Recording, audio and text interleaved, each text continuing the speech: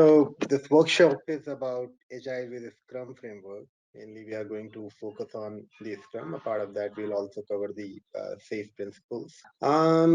Before starting the workshop, can anybody tell me what is a product? Okay, so I'll just give very like layman definition for product. Product is something which is more kind of an offering by the company or organization that Yes. fulfills requirement or fits the requirement up to a level. And in a normal assumption, product is something which is already built or can require some customizations. All right. Okay. Any other thoughts? All right. So when I say, I think you mentioned that product is something which is already built, right? Yes. So until unless product is in progress, obviously it is not going to help any of the users. And when you say product, why people need product? Because everybody is having some kind of need or some kind of problem.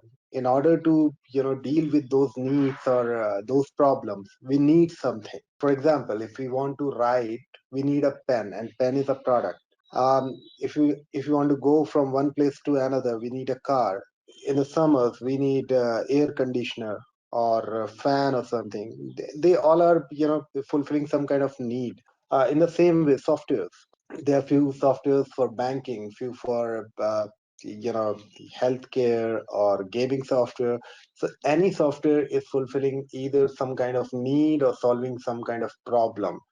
Maybe antivirus is solving your problem, or security related stuff is solving the problem of any kind of threat related to banking or your identity and all. So if people don't have need or don't have any problem, obviously we won't be able to build something or sell something. People don't buy products, people buy solutions. And that is why product is anything that provides value to people in order to fulfill the need, solve the problem, or making job easier. If we are doing something which is taking, let's say, a long time, maybe a product can help us to make it quicker. Maybe bicycle or motorbike or something. Okay, so we cannot build product or sell product if it is not required by anybody. Even if we build that product which is not required by anybody, we won't be able to sell it. And here everything is about business, whether it is product or the way we are building it using Scrum, Kanban, SAFe, or anything, or whatever technology we are using. It doesn't matter. Ultimately, the baseline is we should have users to use those products. So and obviously we should be able to grow our business as well. So there are two things: we should have users or customers, and also the product is going to help the business as well.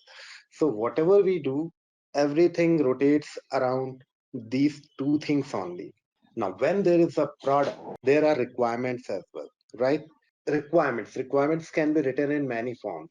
It can be simply written in the form of software requirement specification that we call SRS. They can be written in any Excel sheet or something. So ultimately requirements tell us that what we are expecting to build in this product. And when we are learning Scrum, so in Scrum every requirement goes to product backlog. All right. And a product can be it's not necessary that a product is always a tangible item that you can touch or you can hold. So a product can be a software as well, a product can be a service as well. Okay. Ultimately every product has a vision that we want to accomplish using that product. For example, this training itself has a vision or a goal. Can anyone tell me what is that goal? Why we all are here in this training? Yeah. Tell what is your question? See, whenever there is a need, there is a product. Okay. So every product has a vision, or you can say an end goal that you want to achieve using that product.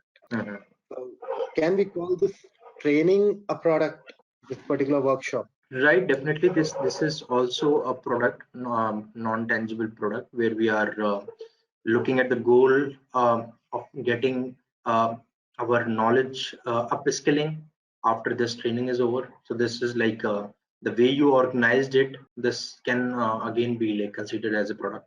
Yes. So the vision is for this training, if we consider this training as a product, so the vision is that at the end of the training, uh, we should be able to work on a product using Scrum. You can say that this is a vision for this particular training or workshop. This is our end goal, what you want to achieve. And if this is a product, should it be having a product backlog as well? Right, for next releases. So there might be milestones which we want to achieve, right? All right. So if we have product, we have product backlog as well. Can we develop this product using Scrum? Right.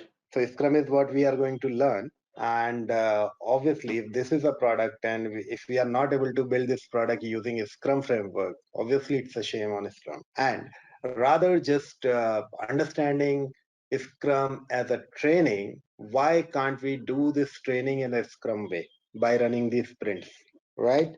So I have prepared a product backlog.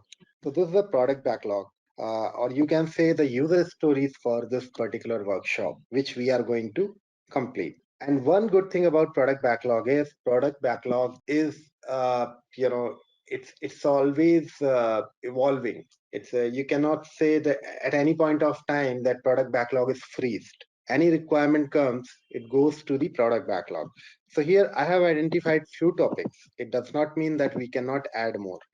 So based on the understanding we are having right now, I have created this product backlog in which we are having what is Agile, the Scrum framework, Scrum roles, artifacts, events, user stories, definition of ready, definition of done, estimation, a couple of prioritization techniques like Moscow and WSJF, and scaling Agile framework.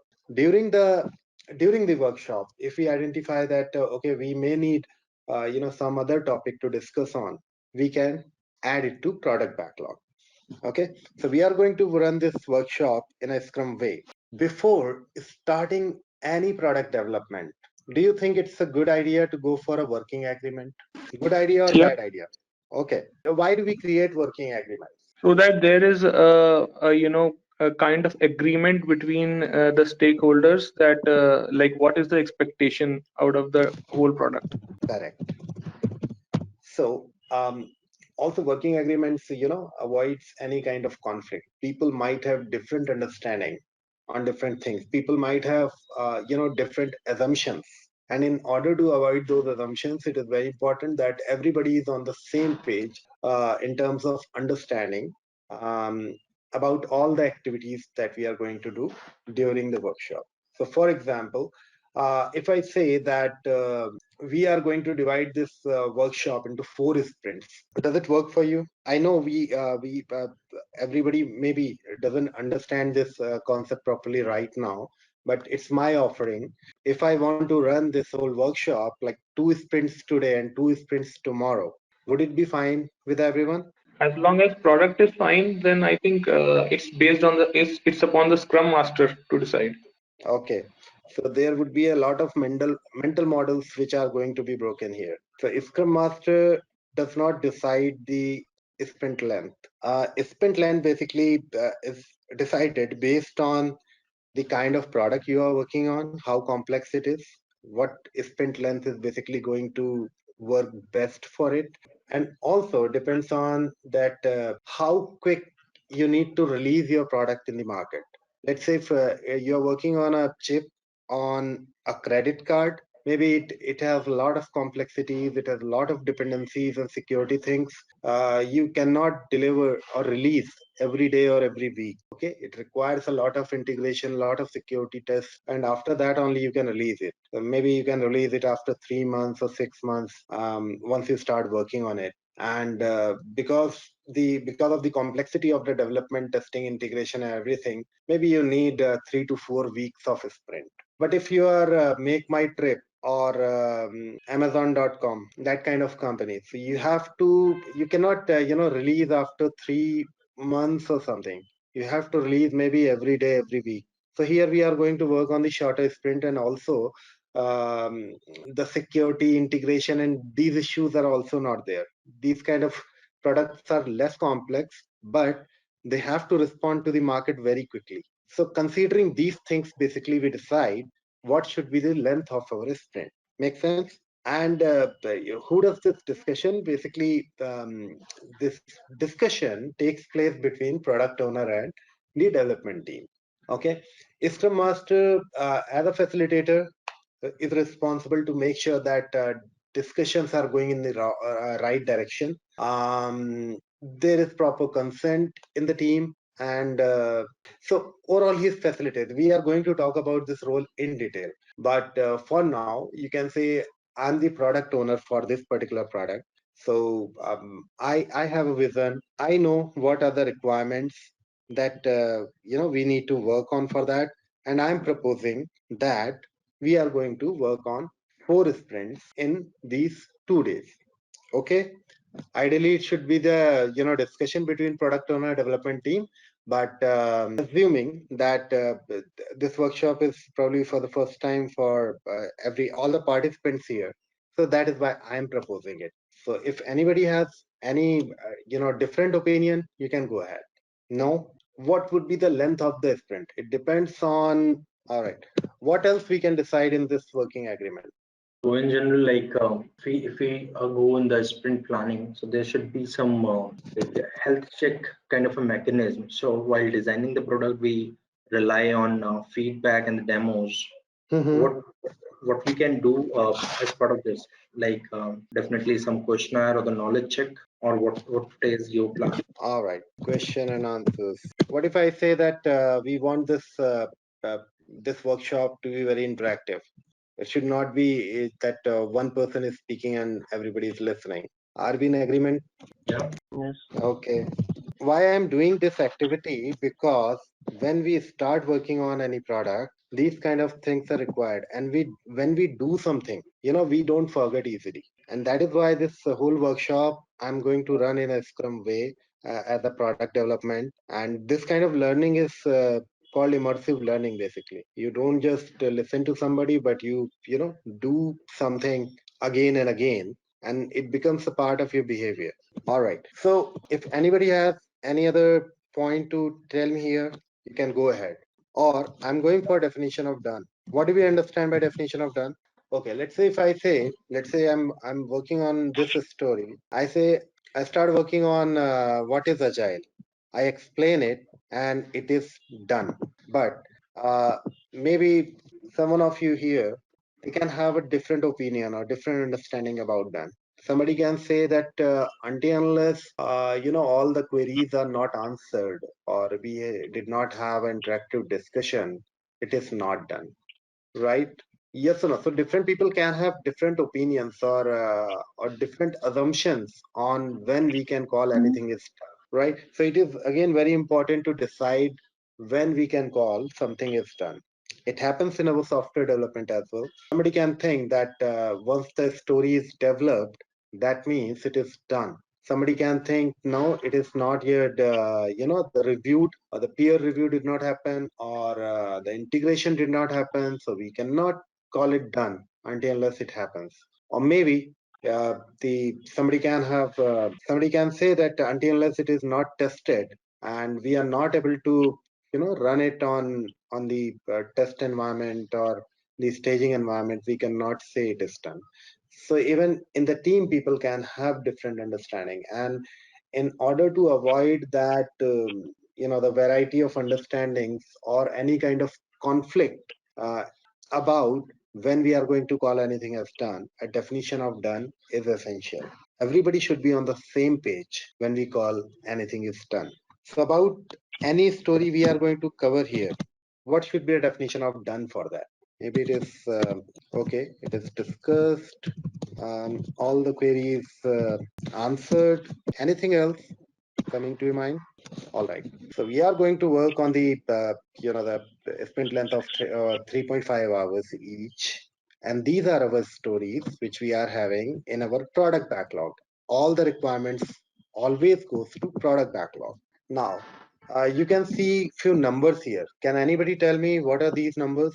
Any Number of guesses? people who are managing a task.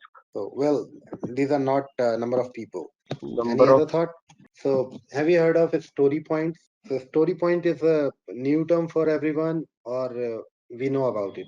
So story points are more like the efforts required for completing a story, and this weightage can be defined. Means it can this story point can be calculated on hours or rather days, basis on how the Scrum Master give them a weightage.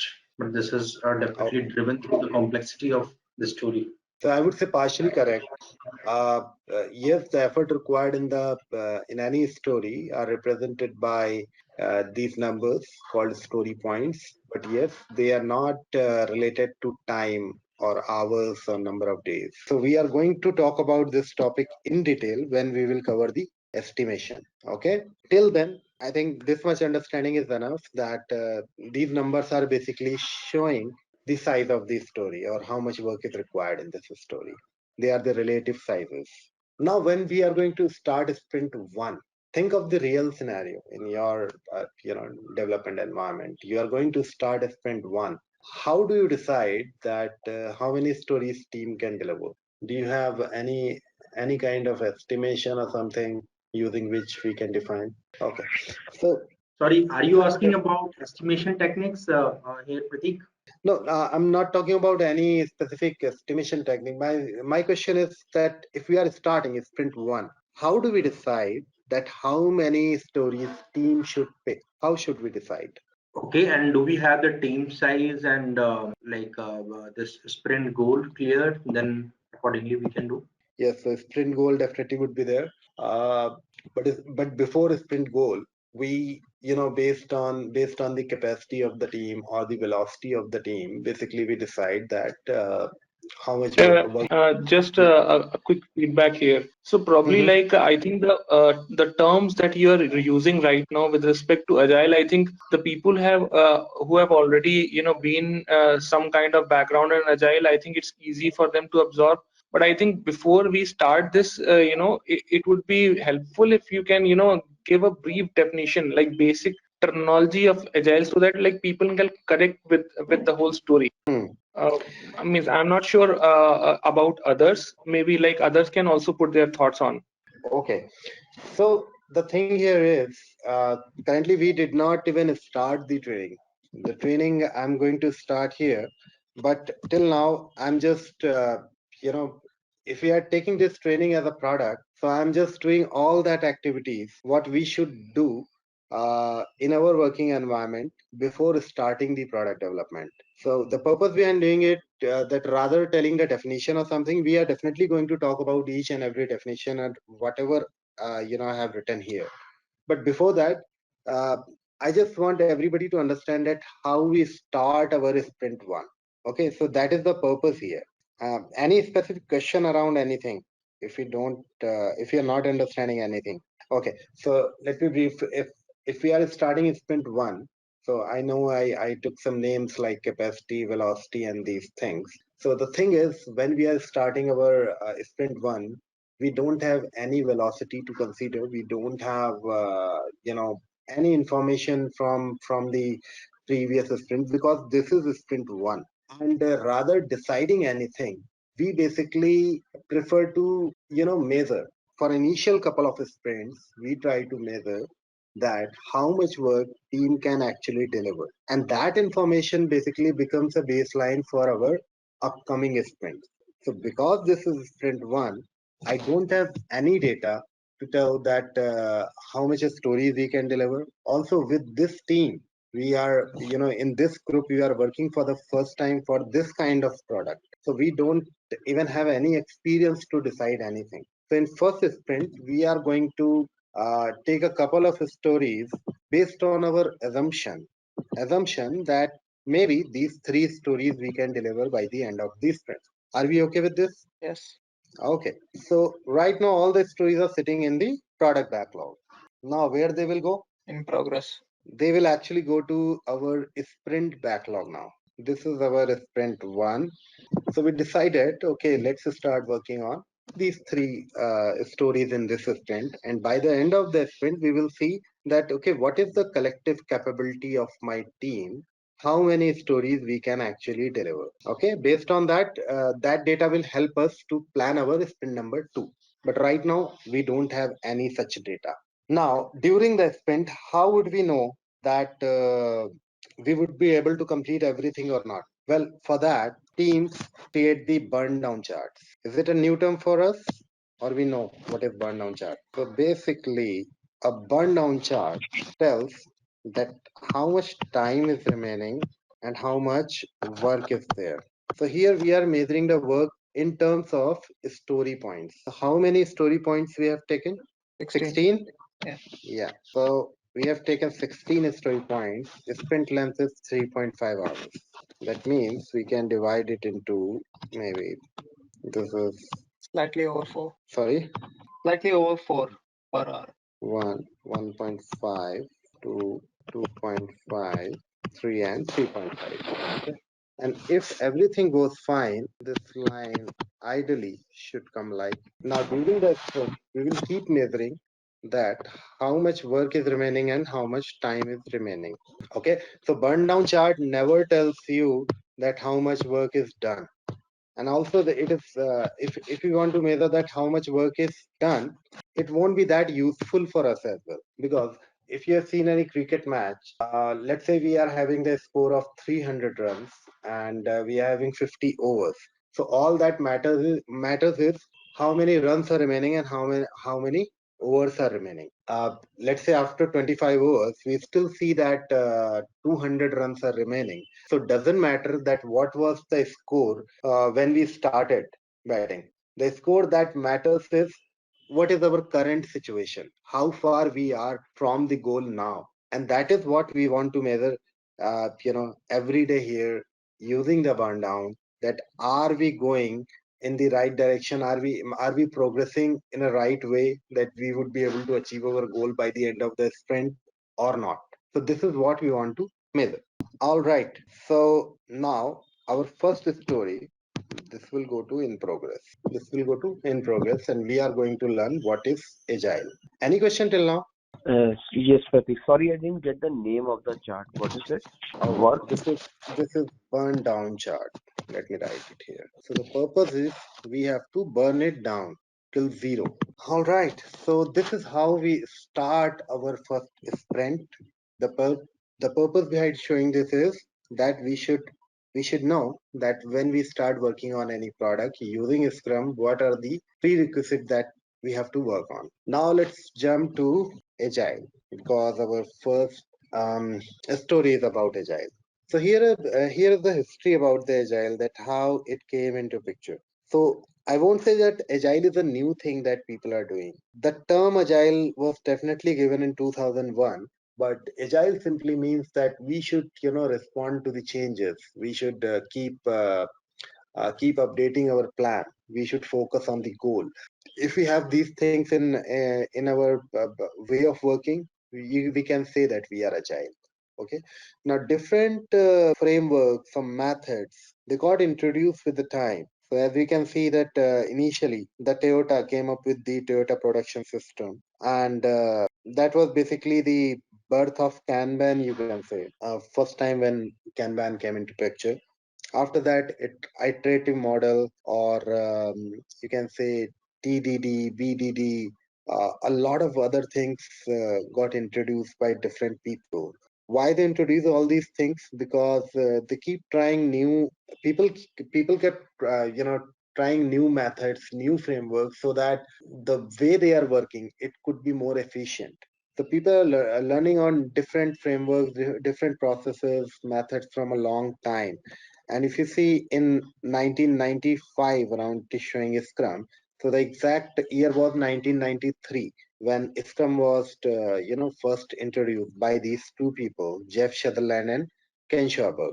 And Scrum was inspired by this new product development game. So these are the Japanese people who presented something which was, they presented a kind of way of working. And Jeff Sutherland and Ken Schaberg, they refined it more. They came up with a term called Scrum in 1993. Even after that, a lot of people introduced a lot of other things. But in 2001, what happened? There were 30 people, around 30 people, who were in touch with each other, who used to meet during the conferences or meetups, and they used to try something new in their organizations or with their teams just to make their work more efficient. And in 2001 they decided to meet in a place called Utah, which is in US. It was 2001, basically 11th February was the day. They basically met in a resort, and the purpose was they wanted to come up with a best framework which is going to work for all kind of projects. As I told you, there were 30 people who were invited, and only 17 turned up. The picture you're seeing here, it is from the very same discussion when they, the 3 days where they spent in a resort, and they discussed on whatever they are doing, why they are doing it, what kind of benefits they are, getting from those methods of process. And after having, a detailed discussion on everything, they found that each and every person who is using something has its own beauty. Let's not kill it. Let's not give a new process to this word, but try to identify that what is common between us. Then they rediscussed everything and they came up with 4 values and 12 principles. And that is the part of Agile Manifesto. We can simply find it on agilemanifesto.org, which is the official site created by these people only. So even if the word agile that we listen today, it's very popular nowadays in this IT industry, or in fact out of IT industry as well. So that word basically came from here as well. In fact, agile was not their first choice. Their first choice was the word adaptive. But adaptive was, I think, being used by somebody or registered by somebody, so they could not got this word for their manifesto, and agile was their second choice. So the purpose behind these 4 values and 12 principles is nothing but we have to be adaptive. We have to respond to the changes, to the feedback, and should focus on the goal. We should not freeze ourselves with any kind of process or plan. Okay, we should keep evolving. So before going for 4 values and 12 principles, do we have any question here on whatever we have covered so far? No questions? So this is statement, without any change, I just copied and pasted it here from the agilemanifesto.org, which says we are uncovering better ways of developing softwares by doing it and helping others do it. Through this work, we have come to value individuals and interactions over process and tools, working software over comprehensive documentation, customer collaboration over contract negotiation, responding to change over following a plan. That is, while there is value in the items on the right, we value the items on the left more. So they simply identified that people focus more on the processes, tools, documentation, contracts, and plans they are having, and people keep following them blindly because my organization's process says this, we have to do this. So it does not mean that process, plan, or contract, these things are not important, but the thing is they are not the most important thing. As I said that we have to be adaptive, and that is why they say the things which matter more, they are the interactions, working softwares, collaboration with your customer, and responding to a change. Now, when I say individual interaction over process and tools, let me share example with you.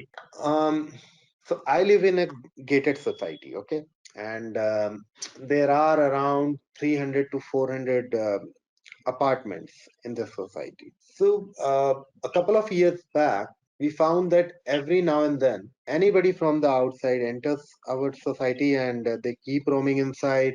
There's no restriction or anything. So for the security purpose, we thought, okay, why can't we make a process for how people should enter? And during a weekend, a few people had a meeting, and we came up with a process that anybody who is entering our society has to fill a form with the proper, government ID, and security person is going to call uh, to your intercom. Okay, so this process was implemented, but after a couple of weeks, we realized that it's fine for the people who are coming for, the any vendor or any delivery boy or courier guys or plumber, electricians.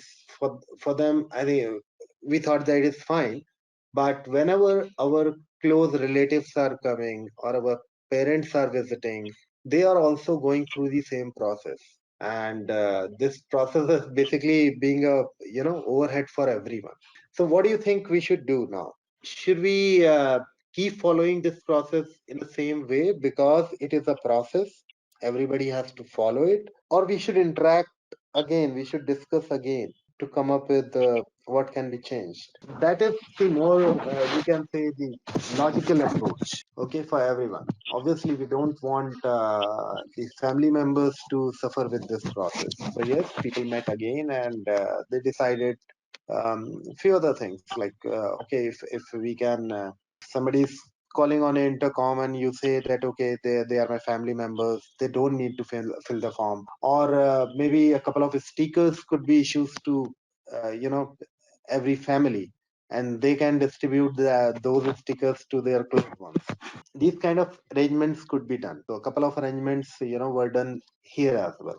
So the first value simply says that individual interactions have more value over process and tools. It does not say that process is not important, but don't keep blindly following any process. It could be a software development process, it could be a reporting process. Okay, we are sending weekly status report just because it is a process. So people are updating their whatever they are using, maybe TFS, Jira, or whatever, they are updating that as well. They are sending a daily status report. They are sending a weekly status report. It's an overhead. When all the information is there in Jira and everybody has access, probably people can go and um, see the updates or whatever reports they want. Maybe this is how we can reduce the things which are basically a overhead. Or maybe we are using a tool just because the organization asked us to use a tool. Maybe there are better tools available. We are using Selenium just because in our vertical or our BU we have license to use Selenium as well. But if team realizes that okay, Protractor can be better option for us, still we are not using it because it's a part of process and it is predefined and there is hardly any scope of change. So we should be open to change, basically. Now the second one says working software or comprehensive documentation. But before that, do we have any doubt on the first value? So working software or comprehensive documentation. So it does not mean that documentation is not important, but working software is more important. Why do we do documentation? Okay, so do we do any kind of documentation in Excel? Yes. So what is the purpose behind that? Why do we do that? There are two parts. One thing, to if new person joins a project, or he has to work on that product, he Mm-hmm. should be know what is going inside that solutioning or that product. Second thing, to keep track of all the things that we are doing it, so that we do not lose the uh, after certain stage, even sometimes the developer doesn't know what he had done in the past. So basically for information sharing, just to keep everybody on the same page, right? Or develop a shared understanding as a team. Can we use documentation for showing somebody that see what you said and what you are doing? Yes. We can, but does it help? It helps in later stages. It depends actually on what document we are talking about, right? Right. So, for example, the requirement document is needed because we need to confirm that whatever we were initially thinking about the product is actually matching the requirements or not, right? Yeah. It Actually, depends let me, what yeah, was go the ahead. objective of. So let me share another story here. So I was working as, you can say, team lead with the organization 6 7 years back, and my team was working on the communication managers. Uh, Communication managers means when you swipe your card, credit card or debit card to any POS machine, it goes through a lot of verifications, and this whole communication takes place through a secured network. So a lot of verification is done at the pin pad level, or you can say your POS level only. Then it goes to the service provider, who can be the Mastercard, Visa, or something. After that verification, it goes further to the bank, and the whole response basically comes back through that channel only. So those networks are very secure, and at each and every level, whatever communications are taking place, we used to call those modules as communication managers. So there were around 16, 17 communication managers for one transaction. So we are working for a client was NCR, National Cash Register, who are basically into ATM machines, POS applications, fuel dispensers, that kind of stuff. So uh, my team was working on that, and based on whatever requirements, or you can say documentation we are having, we started working on that, and we made sure that we are building everything based on the documents. At the end, after you can say 6 months or something, um, when there was time to present that whatever we have created, the NCR said, sorry, we cannot accept this because it has a lot of security flaws. It is not meeting our security expectations. We cannot accept that, at least in this form. A lot of work is required. Now, what was the option to my organization, which was a service based organization? Considering that there are 17, 18 other teams working on different products from the same client, NCR. Now, can my organization say that take your product and give my money, or we don't want to work with you? Do they have this option? No. In fact, if you see legally, or you can say they have that option, but will they do that? They won't do that, because if they do that, obviously the same client will not come to you again. Second thing, why they are not accepting the software? Are they not accepting because they are not serious about it? That they gave this work to the organization, and it was their intention not to accept it, or there was something else? See, when we are working for any customer and on any product, they have their customers or end users in mind. They are making a software because they have people or users to use that software, and when they find that this software is not going to help them, or there would be security issues or something, they definitely will show the resistance about it, because the working software what we are having was not fulfilling the expectation of the customer, and customer was looking at the working software from the end user's perspective, rather what is written in the documentation. People can make mistakes in documentation. How to resolve that kind of issues? How to deal with it? How can we make sure that these kind of gaps are not coming, these kind of mistakes we are not doing? By introducing a proactive feedback of the demo session. Right. So rather going to your customer after 6 months, it could be a good idea that if you go to them after a month or two, I'm not talking about 1 week or 2 week sprints, but in general, because a sprint is a scrum term, but it can be a general practice even if you are not using a scrum. It can be a good practice that go to your customer, show them this is what we have, created. Uh, tell tell me what is your opinion about it, give me your feedback.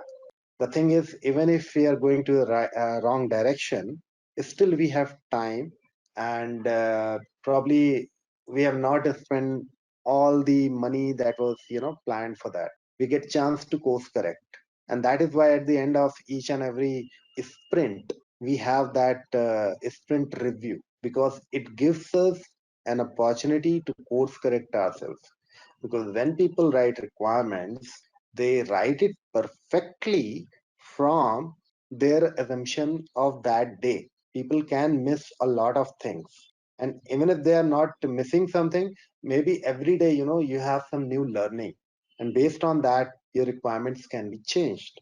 So I'm not saying that documentation is not important. It is definitely important for creating a shared understanding, but after having a document, don't start work on that blindly. We always have to confirm that the software we are actually building is going to be useful or not. Okay. Now, customer collaboration over contract negotiation. What we do, we simply sign the contract that, okay, these are the features we are going to work on, and we start working on those features. But when we say customer collaboration, that means keep collaborating with your customers, keep understanding their pain, that what they are trying to achieve from this product. Because customers are having new learning every day through the marketing people, so sales people, technology people, and their requirements, their understanding can be changed with the time. The market need can be changed with the time. Okay, let's say we have in the contract we have few features which after some time, during the development only, if your customer realize that okay, it's a outdated thing we are working on, our competitors has already launched something more advanced, but we are working on that because we have signed the contract. Okay, we are in contract that you asked me to work on these four features. We are going to work on those four features only, and we are going to deliver it. This is our contract. So if you are working with this attitude, obviously the end product will not be of any use. Your customer can never be benefited from that product, and obviously if your customer is not getting benefited, you will also lose business. So put yourself in customer shoes, try to understand your customer's pain, try to understand what they are trying to achieve from this particular product, and keep your contracts flexible. Okay, that if any changes come in between, we should be able to accept that. Now, the fourth one is responding to change over following a plan. So, does it mean plan is not important? Well, plan is important. If you are working as a team, everybody should be on the same page. Everybody should know that how we are going to work on something. Okay. For example, we do sprint planning. So that is also a plan, but it does not mean that it is going to be freeze. Based on your new learning, you may want to change the way you are working, the requirements you are working on. Just take the example of Scrum only. Every day, once we plan in the sprint planning, then what is the need of daily Scrum? Every day, why we are meeting? So we are meeting because Yeah, I can address this one. So this is more about when we need to check what are the open items, ongoing items, and if there are any challenges. So these are the quick updates that we need to discuss on a daily stand. how those updates are basically helping us. So based on These the updates are mostly breaking your stories into a more molecular step, I should say, that you are tracking that it's not deviating the overall sprint planning, and then the Mhm. story completion. That is what the agenda for these daily discussions. When we do this daily Scrum, that new information that we are having every day. So one thing is our plan, the sprint plan that we did. Okay, that was our initial plan. Um, we assume that everything will go smoothly. Then probably we don't need daily Scrum. But in daily Scrum, we want to verify that how we are progressing towards our sprint goal. And if we see that we need to change anything in our plan based on new information, we plan accordingly. We plan that who is going to work on what. We can plan like okay, this is the problem which is coming. We need to interact with somebody, maybe in some other team, or maybe the product owner. So can be anything. So based on the new learning, new information, we might need to change our plan. But plan is important because even after changing your plan, the new plan you are having, everybody should be on the same page with that plan. Okay, so that everybody can work in the same direction, you can say. So these are the four values basically for Agile. Do we have any question around these four values? Anybody? Any question? No. Okay.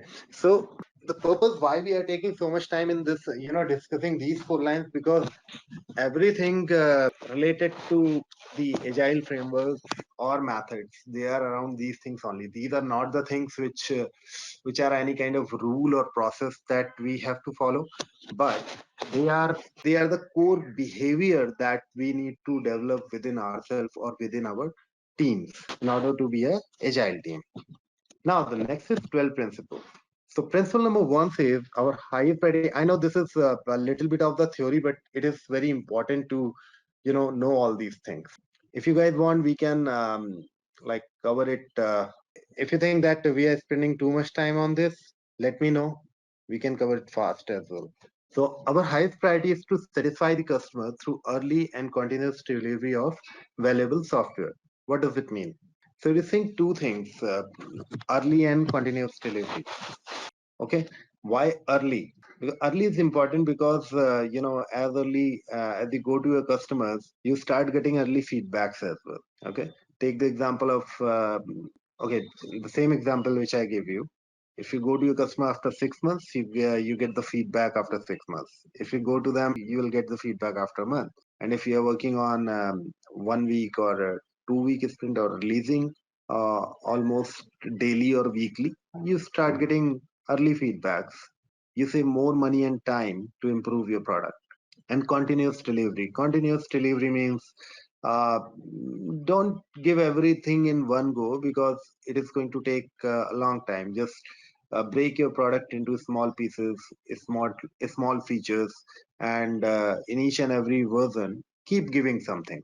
So this is how your customers would be satisfied with the features they are getting, and it will also give you an idea that which kind of features they are liking and what should be your the direction of basically adding new features. Just take the example of Paytm. When they initially launched, they came up with some cashback kind of a scheme.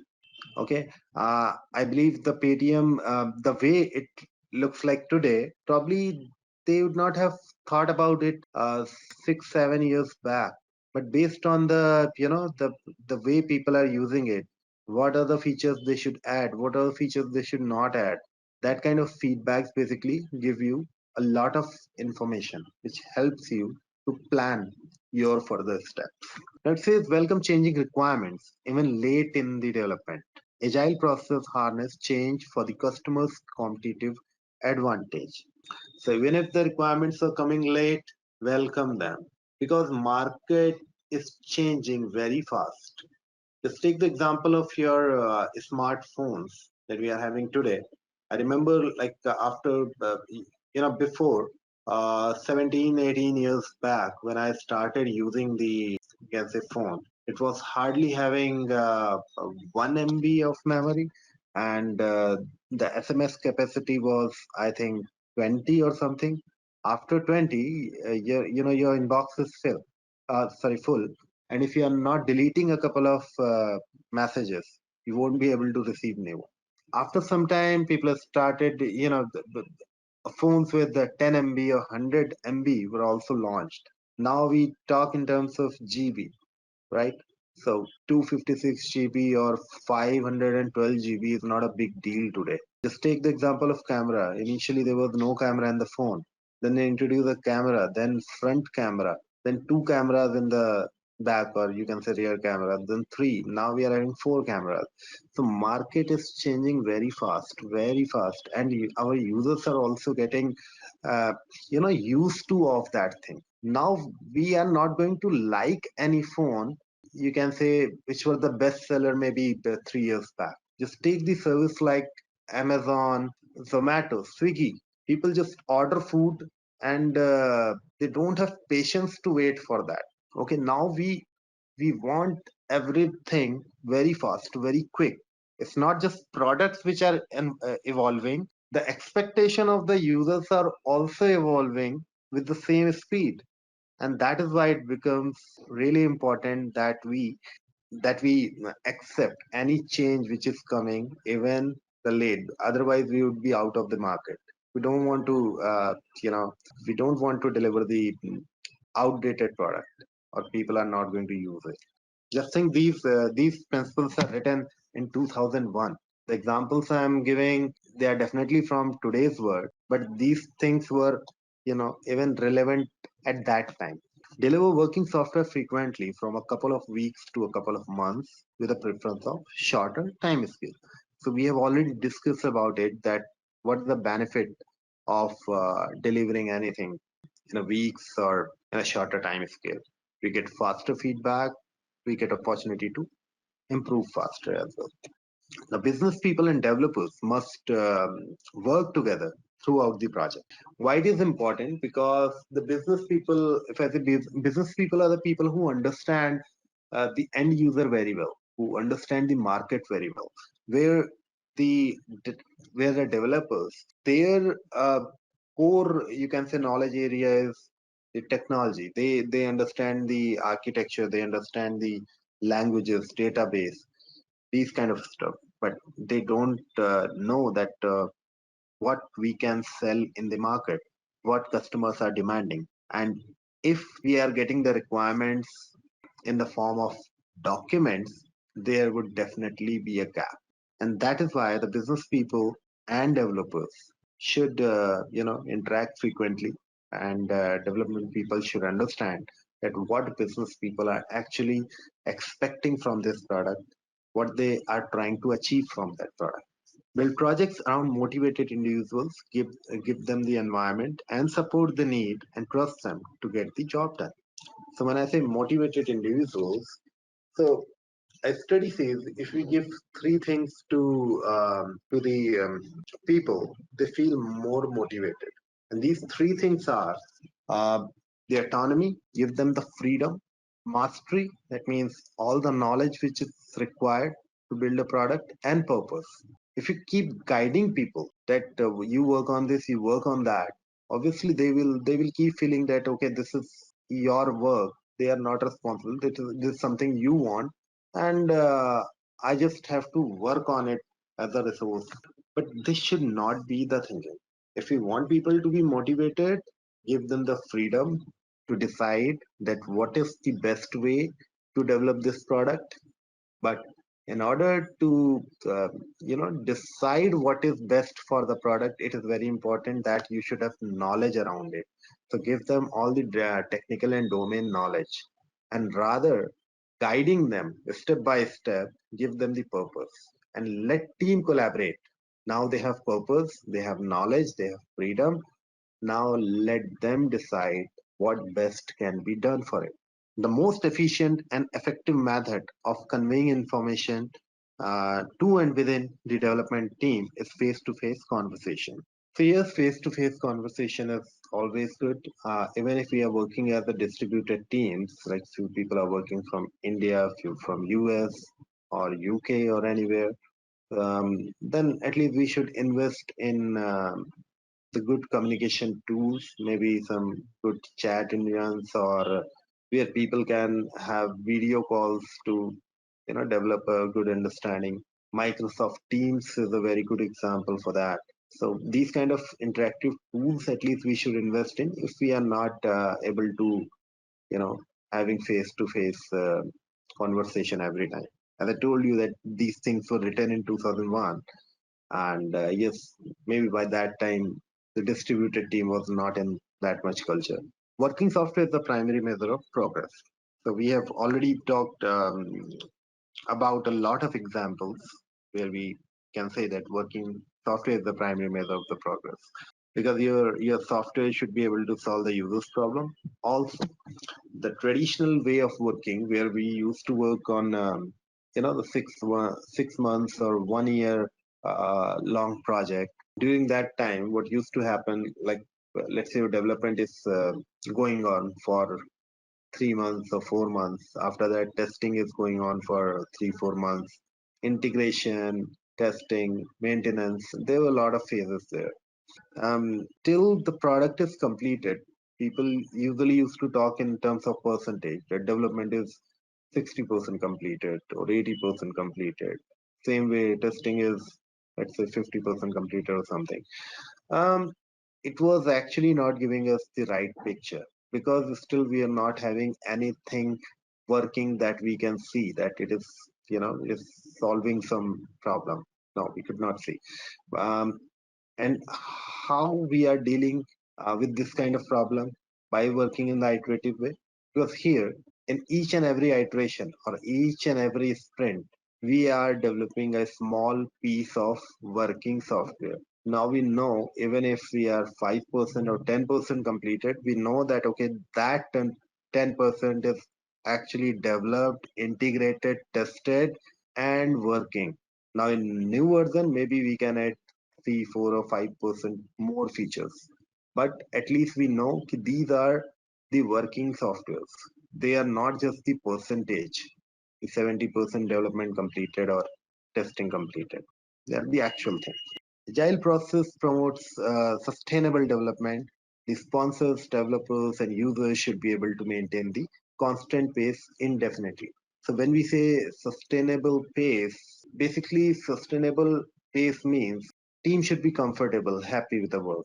Number two, your customer should be able to consume the work being developed by your development team.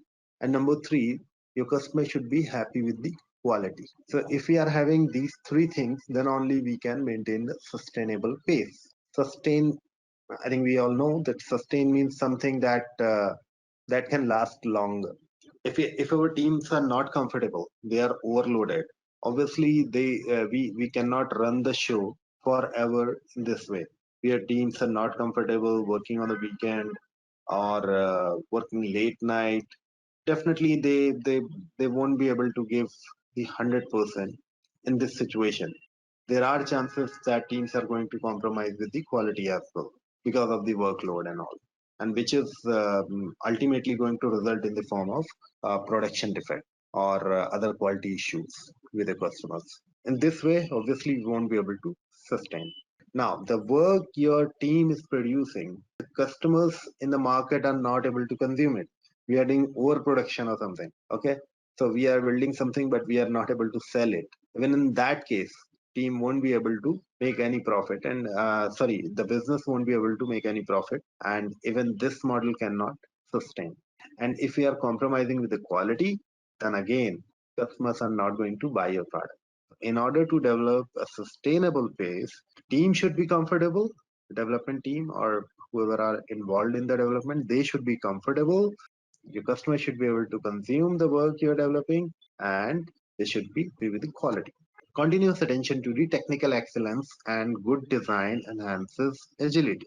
So yes, technical excellence is very important, and a lot of new technologies are coming. If we are not learning them, our knowledge would be limited, and also our the solutions we are providing, they would also be, very limited in terms of usability or can say efficiency. So it is very important that team focuses on the technical excellence as well. Simplicity. The art of maximizing the amount of work not done is essential.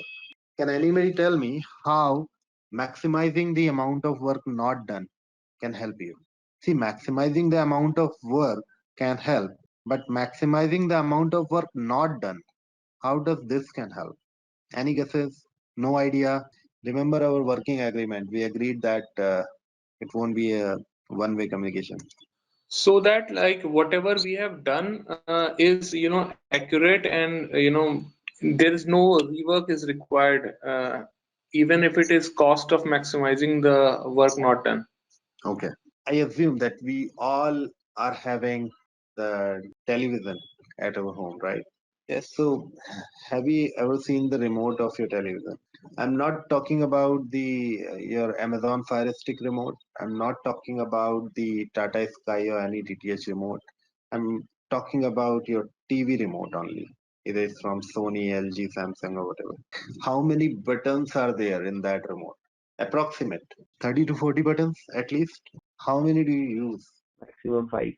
Hardly 4 or 5, right? We don't even use channels from our television remote nowadays. We use our Dish TV, Tata Sky, or Amazon Fire Stick remotes for that. But still, we are having a lot of buttons in our TV remotes. What we hardly use is maybe power on, power off, volume up, down, some picture or sound setting. Not more than that. But still, we have numbers from 0 to 9 that we never use, never, and a lot of other buttons. But still, companies are building that kind of remotes. So Philips basically ran a survey around it, and after that survey, they came up to a conclusion that we can simply remove 70 to 80% of the buttons from this remote because people never use it. and they came up with a simplified design.